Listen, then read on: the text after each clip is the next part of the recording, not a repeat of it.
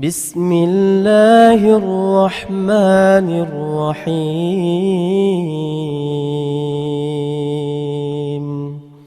Taib, Masya Allah, apa yang disampaikan oleh saudara yang bertanya, ya, ketika dia sudah bertobat kepada Allah dan dia menyesali bahwasanya itu adalah hal yang tidak dibolehkan untuk dia melihat, ya sudah, ya dia berharap agar Allah menerima taubatnya dan tidak perlu untuk dia buat was-was dalam kehidupannya, karena kita khawatir ketika dia was-was dia akan masuk ke dalam penyakit yang lebih berbahaya dari apa yang telah dia lakukan. Jelas di sini? Ya sudah, dia bertawakal kepada Allah, dia kembali kepada Allah, dia menyesali apa yang telah dilakukan, sudah selesai.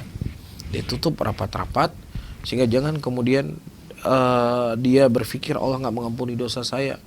La taqnatu min an rahmatillah.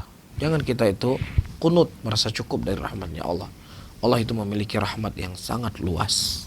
Kapan kita meyakini seperti ini?